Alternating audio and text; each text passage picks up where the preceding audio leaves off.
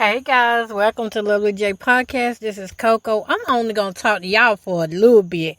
Y'all might, I don't know, I might talk to y'all longer. I might take you in the house with me and cook something. I gotta have something to eat. I'm thinking about frying some cube steak. I had laid it out yesterday. I really need to go ahead and just cook it and just have a sandwich. I'm not hungry, but because I know I need to eat, I'm gonna go ahead and cook something. I just got off work doing videos for TikTok. Y'all can check me out over there at Jamie the Advocate. That's my TikTok handle name. And I have a showcase where you can buy all kind of products. Now, let's get into me and how I am doing today concerning this grief. It was hard on me last night. I don't know what happened last night. All I know is I kept waking up through the middle of the night just crying. 1 a.m., 3 a.m., 5 a.m. It was like clockwork, just waking up crying, and then it would be hard to go back to sleep, and then crying in my sleep. I don't know what that was about. I really don't. I don't know what that was about because I have, I know I got some heartache in me, some heartbreak in me. I got a lot of heartbreak and heartache in me, and I really got to work through this, and I'm trying, y'all. I'm trying my best to work through it. Some days are harder than others.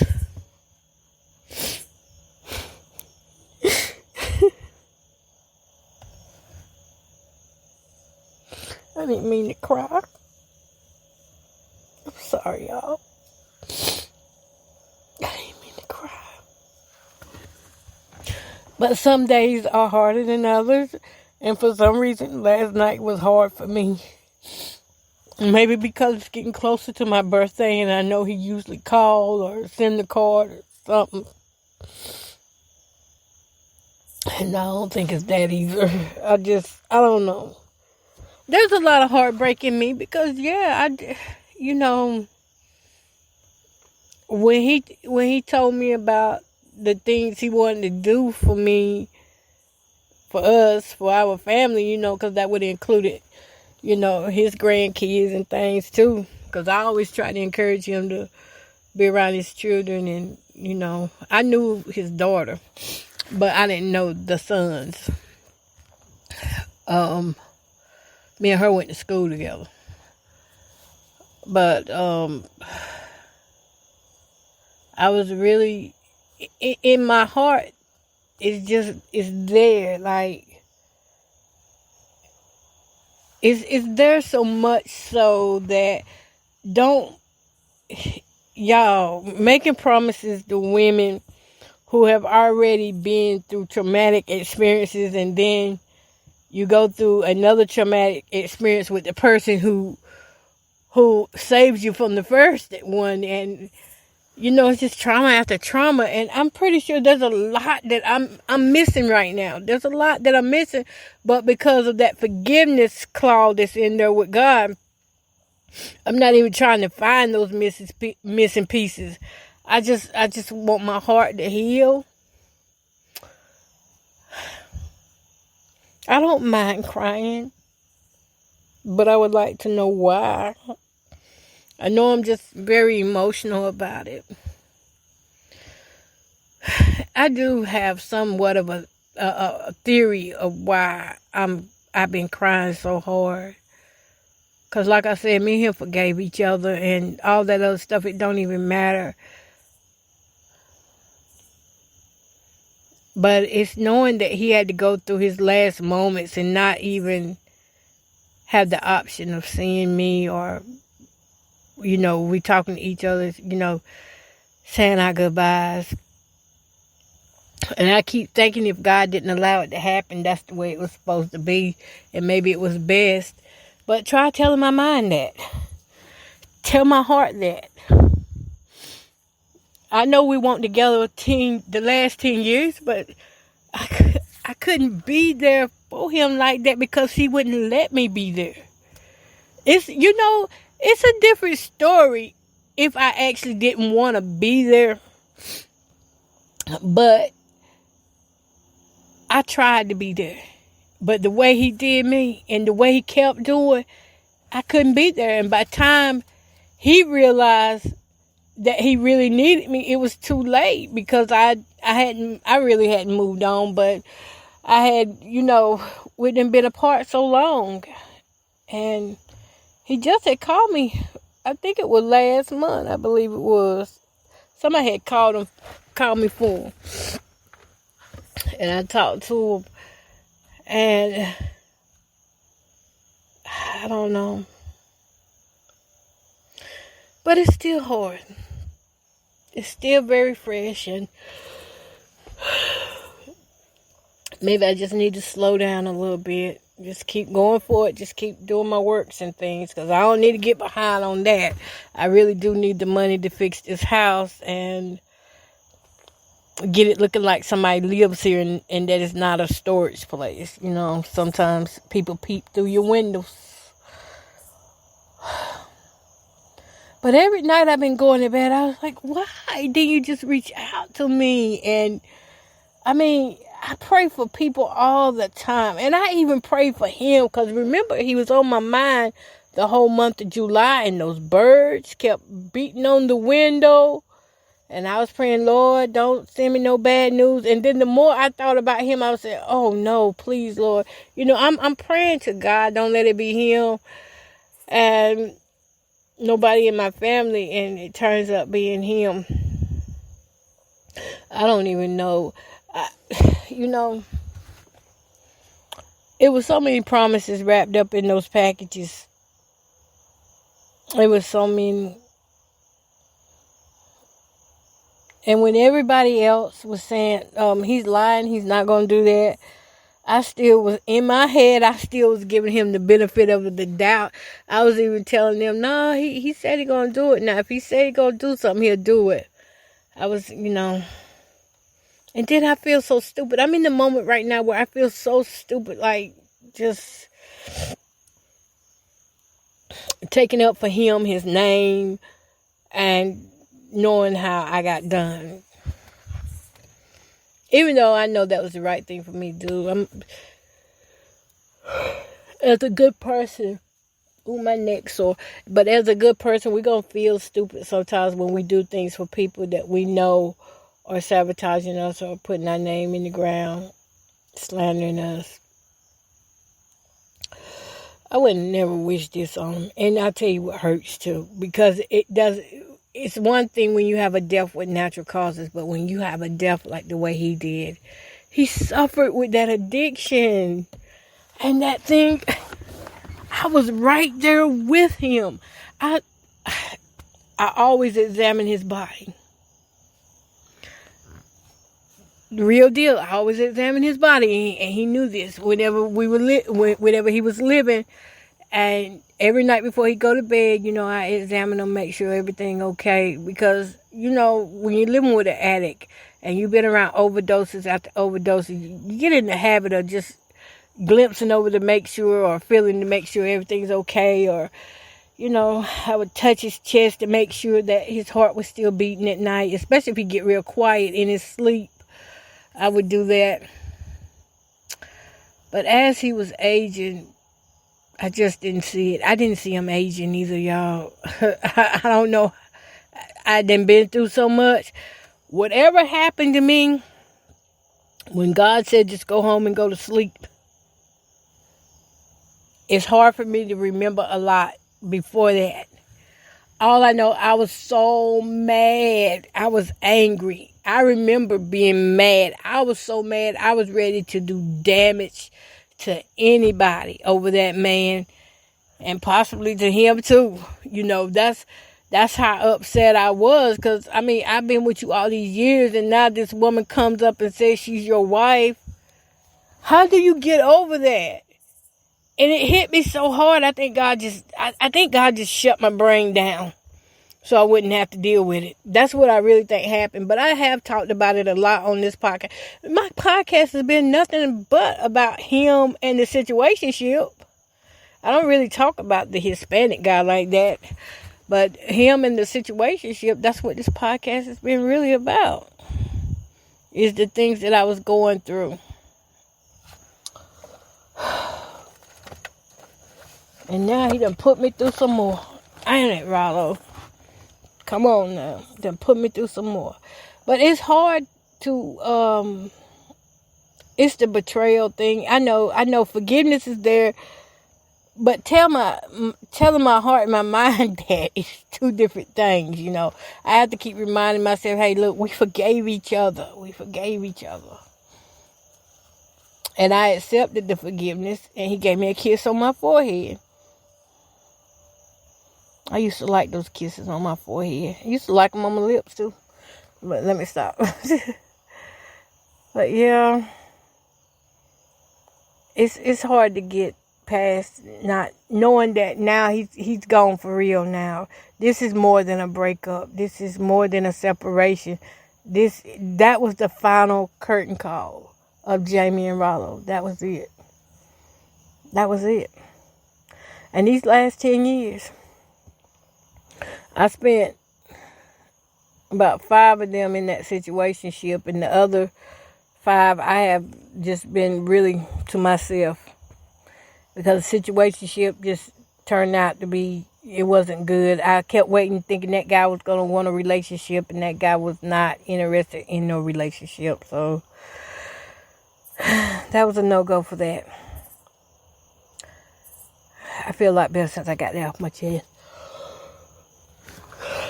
I guess there's just going to be these moments when I come on and have these little outbursts, and it does get emotional for me. That's the only man in my life that had my life. That's the only man. That's the only man that I was with for so long, and my longest relationship, and there's a part of me that just keeps saying, if I knew he was going to die like that in the state that he was in, I would have just kept him up here. There, I said it. If I would have known that was going to happen to him like that, I would have just rather for him to been up here where I could have done more. And I mean, I know he was a handful and he was a pistol, but that's what I would like to think I could have done. But with that addiction, I don't know what he did that night when he got his money. He got his disability money, and he went off with that white woman and this guy named Mike. And he never came back the same. After that night, it was just like he was running hard. He was never the same man after that night. It was like he didn't care anymore. He lost respect for me. He lost respect for himself. And he just didn't care about our relationship after that.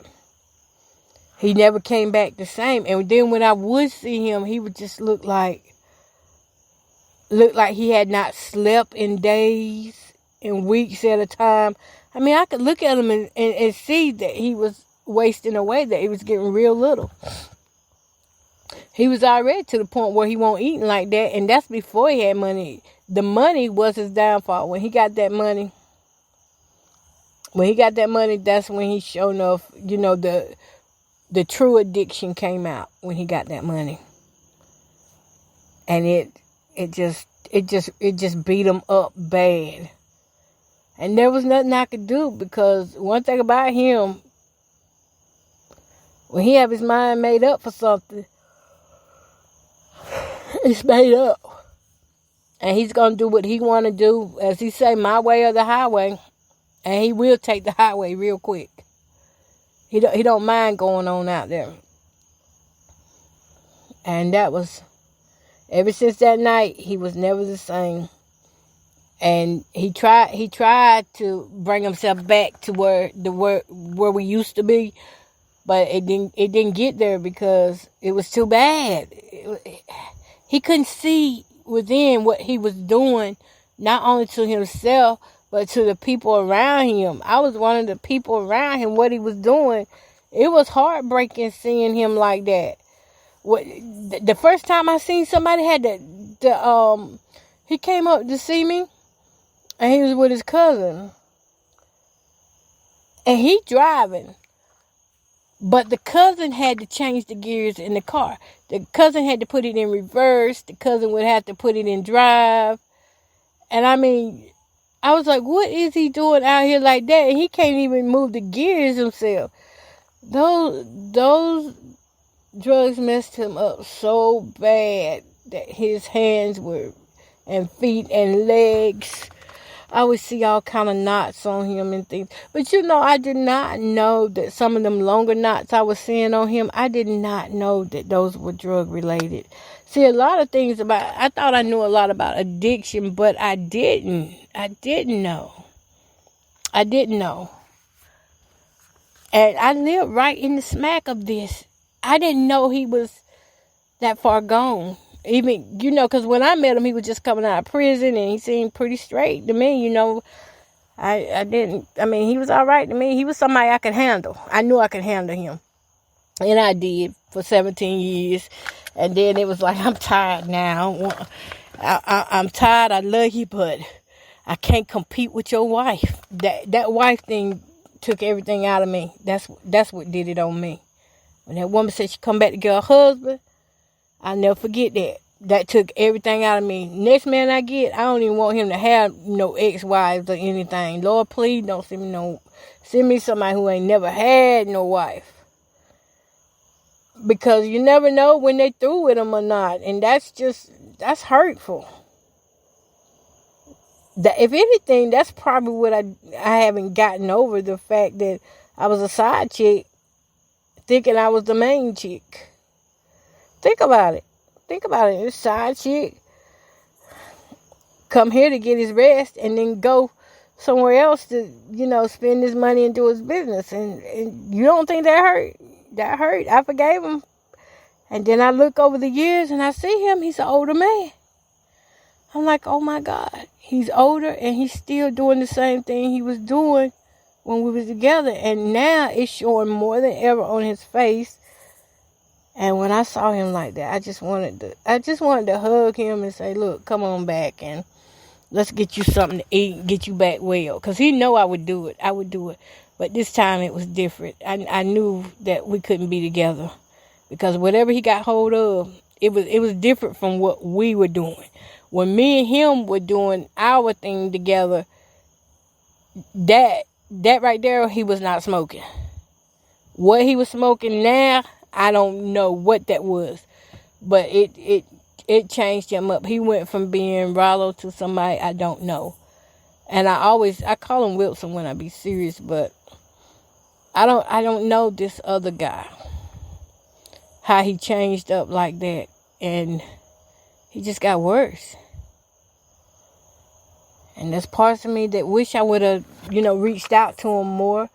I don't know if it would have made a difference or not, but I didn't want to get his hopes up high and have him thinking that, we back together. Because, some people you could talk to them and then all of a sudden, gone.